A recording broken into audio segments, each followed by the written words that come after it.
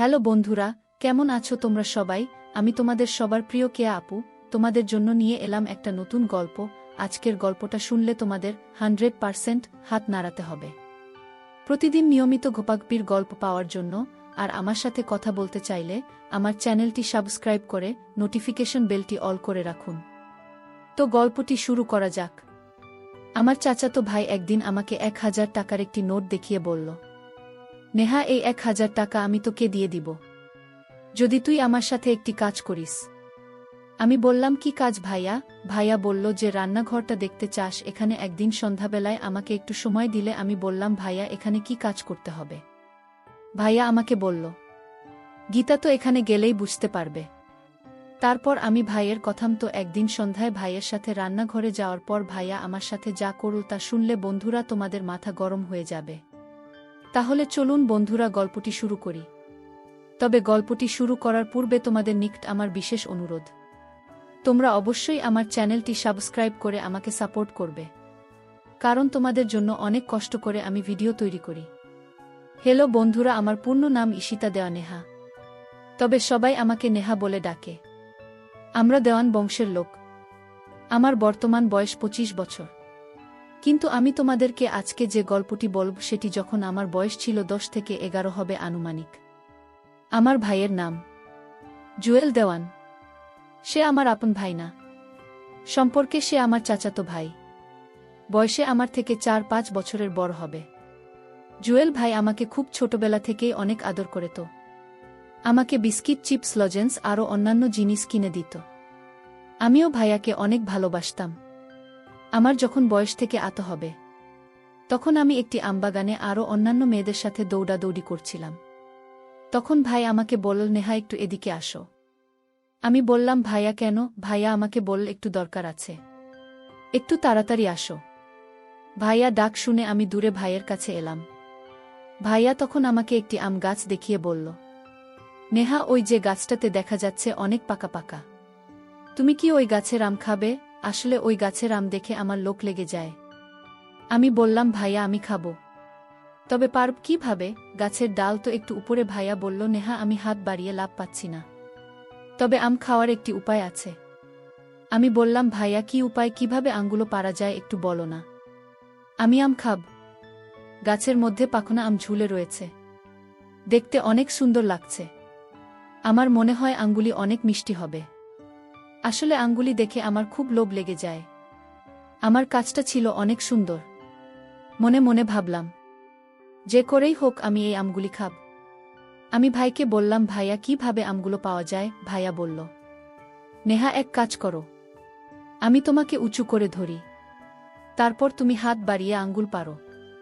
আমি আমগুলো লোভ শিতে পারলাম না। আর ভাই আর মনে মনে যে ভিন্ন রকম চিন্তা তা আমি তখন বুঝতে পারি নাই।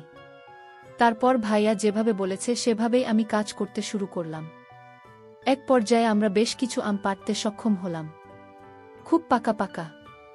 আমগুলো পাড়ার পর সেখানে আমরা পেট ভরে খেলাম।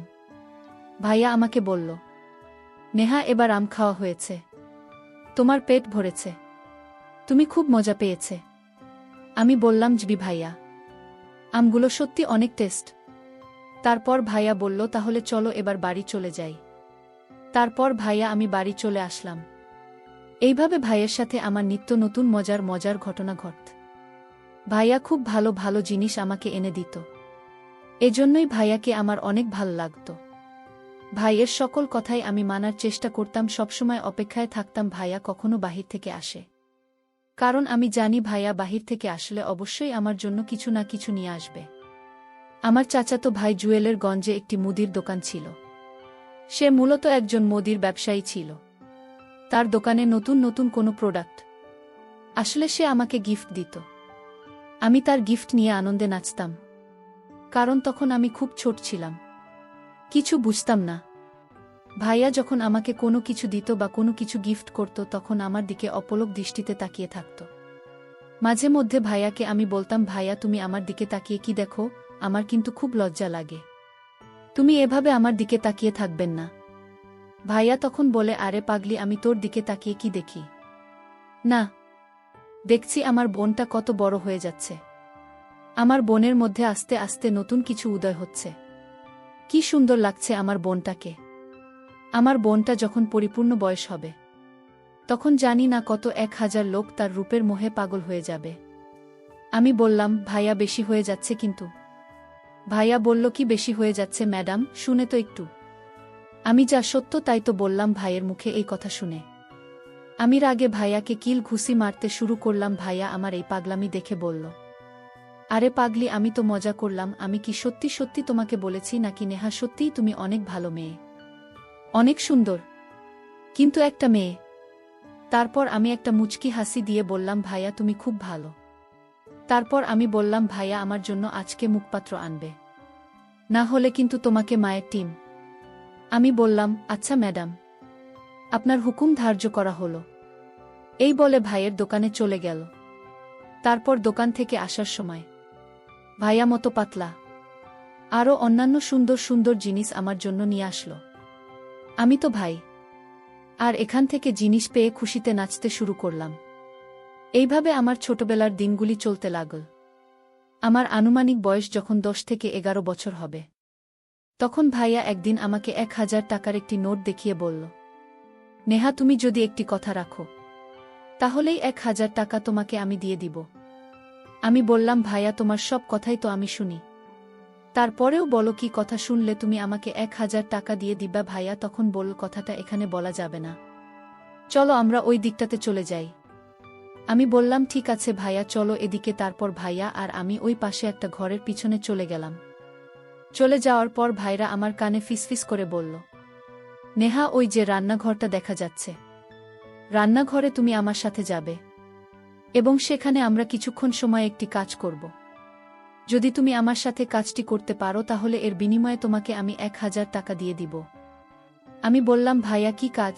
ভাইয়া বলল, সেখানে গেলেই তুমি কাজটি বুঝতে পারবে, তবে কাজটি খুব কঠিন নয়, খুব সহজ। আমি বললাম, ভাইয়া যদি কাজটি সহজ হয় তাহলে আমি করতে রাজি আছি। এদিকে আমাদের বাড়িতে খুব একটা মানুষ নেই, আমাদের বাড়িটা সবসময় নীরবে থাকত, আর তাছাড়া সন্ধ্যাবেলা আমাদের বাড়ি একেবারে নীরব থাকত। তারপর ভাইয়া আমাকে বলল, কিমের, আমার কথা তুমি কি রাজি আছো? ভাইয়া, তোমার কথায় কি আমি রাজি না হয়ে পারি? তবে ভাইয়া, সেখানে আমরা কি কাজ করব? তখন ভাইয়া বলল, আরে ম্যাডাম, ভয়ের কিছু নাই, সেখানে গেলেই তো বুঝতে পারবে। আমি বললাম, আচ্ছা ঠিক আছে ভাইয়া। তারপর সন্ধ্যাবেলায় আমি ঘরে পড়তে বসলাম। হঠাৎ দেখি ভাইয়া জানালার পাশ দিয়ে আমাকে ইশারা দিচ্ছে। আমি ভাই ইশারা পেয়ে ভাইয়ের কাছে চলে আসলাম। ভাইয়া আমাকে নিয়ে সোজা রান্নাঘরে চলে গেল। রান্নাঘরে আমি সেই পুরো অবাক হয়ে গেলাম। আমি সেখানে এসে দেখি রান্নাঘরের ভিতরে চতুর্দিকে ফুল দিয়ে সাজানো, আর মাঝখানে একটা চৌকি ছিল। এই চুক্তিতে অনেকগুলো ফল কেটে সুন্দর করে সাজিয়ে রেখেছে। আমি বললাম, ভাইয়া, কি সব দিয়ে তুমি রান্নাঘরে কি করবে, আর আমি বা এখানে কি করব? তখন ভাইয়া আমাকে বলল, একটু অপেক্ষা করো, তাহলে তুমি সবই বুঝতে পারবে। তারপর আমি বললাম, আচ্ছা ঠিক আছে ভাইয়া। তারপর ভাই আমাকে বলল, নেহা, আমি তোমাকে একটা কথা বলবো, আর এই কথাটা 7 বার বলে এই ফলগুলোর উপর একটি সুদিপা। তারপর তুমি আমাকে এই ফলগুলি খাইয়ে দিবে, কিন্তু এই যে দেখছো মাঝখানে ফলটা, এই ফলটা আমি তোমাকে খাইয়ে দিব, কিন্তু একটা শর্ত হলো, এই ফলটি খাওয়ার পর বিচিগুলো তুমি আমাকে দিয়ে দেবে। আমি বললাম, ঠিক আছে ভাইয়া। তারপর আমি ভাইকে বললাম, ভাইরা, আমি যদি এইটুকু কাজ করতে পারি তাহলে তুমি কি আমাকে 1000 টাকা দিয়ে দিবে? ভাইয়া মুচকি হেসে বলল, হ্যাঁ ম্যাডাম, তুমি যদি এই কাজটুকু করতে পারো তাহলে তোমাকে আমি 1000 টাকার নোট দিয়ে দেব। আমি ভাইয়ের কথায় খুব খুশি হয়ে গেলাম। এটা তো আমার জন্য কোনো ব্যাপার না, কিন্তু আমি বুঝতে পারছিলাম না যে এই কাজটাই আমার জীবনের সবচেয়ে বড় ভুল কাজ হতে যাচ্ছে। তারপর আমি ভাইয়ের কথা মতো আমাকে উনি একটি বাক্য শিখিয়ে দিলেন। সম্ভবত এটা কোনো ভিন্নধর্মী বাক্য হবে মনে হয়। এই বাক্যটা 7 বার পরে ফলগুলোতে ফু দিলাম। 7 বার ফু দেওয়ার পর ভাইয়াকে আমি ফ্ল্যাটের চারপাশের সবগুলো ফল খাইয়ে দিলাম, কিন্তু ফ্ল্যাটের মাঝখানে ফলটা রেখে দিলাম। মাঝখানের ফলটা ভাইয়া আমাকে খাইয়ে দিল। তখন আমার বয়স খুব কম। কি হচ্ছে আমার সাথে কিছু আমি বুঝতে পারছি না, শুধু ভাইয়ের কথা বোকার মতো পালন করে যাচ্ছি। তারপর ভাই আর সমস্ত কথা আমি মানতে শুরু করলাম। ভাই আমাকে বলল, নেহা, এই ফলটি ভালো করে তুমি খাবে, কিন্তু এই বীজগুলো এই ফ্ল্যাটে লাগবে। বীজগুলো এই প্লেটটাতে রাখার পরই তোমার কাজ শেষ। আমি বললাম, ভাইয়া, এটা তো খুব সহজ কাজ, আর এটা আমি খুব সহজেই করতে পারবো। আর এটার জন্য তোমাকে এত কিছু করার প্রয়াস কি? তখন ভাইয়া একটা মুচকি হাসি দিয়ে বলল, নেহা, আগে কাজ শেষ হোক, তারপর তোমাকে বলছি। আমি বললাম, আচ্ছা ঠিক আছে ভাইয়া। আমি ফলগুলো খাওয়ার পর এর বীজগুলো একটা ফ্ল্যাটে রাখলাম। তারপর ভাইয়া আমাকে কি যেন বলে আমার দিকে লক্ষ্য করে একটি লম্বা ফু দিল। ফু দিয়ে আমাকে বলল, নেহা, এবার তুমি যাও, তোমার কাজ শেষ। 1000 টাকা তিনি আমার হাতে ধরিয়ে দিয়ে বলল, এই নাও তোমার কাজের বিনিময়ে। এবার তুমি চলে যাও, কাল কথা হবে।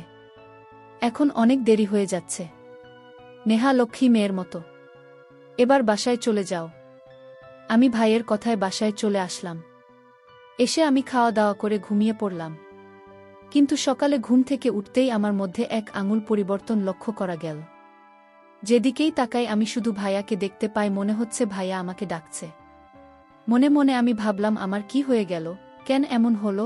তবে কি ভাইয়া আমার সাথে প্যারানরমাল জাতীয় কিছু করে ফেলেছে? আমার কাছে কেন জানি মনে হল আজকেও আমি সন্ধ্যার সময় রান্নাঘরে যেতে হবে। রান্নাঘর যেন আমাকে টানছে। সন্ধ্যা হতেই আমি চুপি চুপি রান্নাঘরে চলে গেলাম।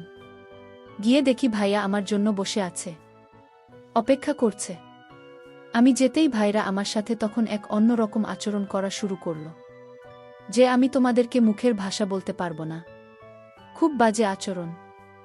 ভাইয়ার আচরণ দেখে আমি তো পুরাই অবাক। কিন্তু ভাইয়া আমার সাথে যে এত খারাপ ব্যবহার করবে তা আমি কখনো কল্পনাও করি নাই। ভাইয়া আমার সাথে এত কিছু করছে, তাও আমি কিছু বলার সাহস পাচ্ছি না।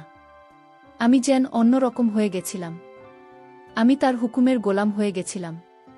সে আমার সাথে যা ইচ্ছে তাই করতেছিল, কিন্তু আমি তা বলতে পারছিলাম না। তার সব কিছুই আমি মেনে নিচ্ছিলাম। তার কাছে গেলেই আমি কেমন জানি হয়ে যেতাম। সে আমাকে যা বলতো আমি তাই করতাম।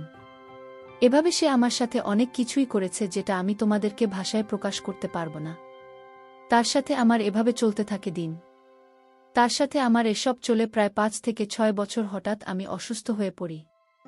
তারপর আমার বাবা মা আমাকে ডাক্তারের কাছে নিয়ে গেল।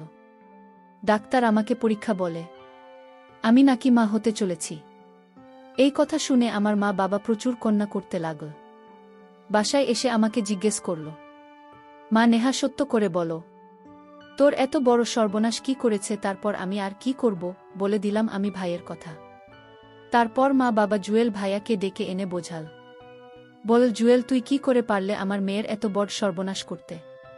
যাক বাবা, যা হবার হয়ে গেছে, এখনো কেউ জানে না। কেউ না জানার আগেই আমরা নেহাকে তোর সাথে বিয়ে দিতে চাচ্ছি। এখন তুই কি করছিস? বাবা মায়ের প্রস্তাবে জুয়েল ভাইয়ের রাজি হয়ে গেল। তারপর ধুমধাম করে আমাদের বিয়ে হয়ে গেল। বন্ধুরা, এখন আমি তোমাদের দয়ায় ভালোই আছি। তবে মাঝে মধ্যে আমার অতীত আমাকে অনেক পীড়া দেয়। মনে মনে ভাবতাম, যদি জুয়েল ভাই আমাকে বিয়ে না করত তাহলে আমার কি হতো? আমার মরা ছাড়া কোনো রাস্তা থাকত না। তো বন্ধুরা, আমার মতো তোমাদের জীবনেও এরকম ধরনের দুর্ঘটনা ঘটতে পারে, তাই তোমরা সাবধানে থাকবেন। তবে তোমরা কারো সাথে কোনো প্রকার দুর্ঘটনা করার সময় তাকে খুব ভালোভাবে বুঝে শুনে তারপর তোমরা একটা কিছু করার সিদ্ধান্ত নেবে। নইলে একটি ভুলের কারণেই তোমাদের সারা জীবন পস্তাতে হবে। প্রিয় বন্ধুরা, গল্পটি ভালো লাগলে অবশ্যই কমেন্ট করে জানাবেন। আর নিয়মিত এমন আলাদা স্বাদের গল্প শুনতে ভিডিওটিতে লাইক এবং চ্যানেলটিকে সাবস্ক্রাইব করে সাথেই থাকুন। আর হ্যাঁ, নোটিফিকেশন বেলটি অল করে রাখবেন, যাতে পরবর্তী গল্প সবার প্রথমে আপনাদের কাছে পৌঁছে যায়। ধন্যবাদ বন্ধুরা, ধন্যবাদ সবাইকে।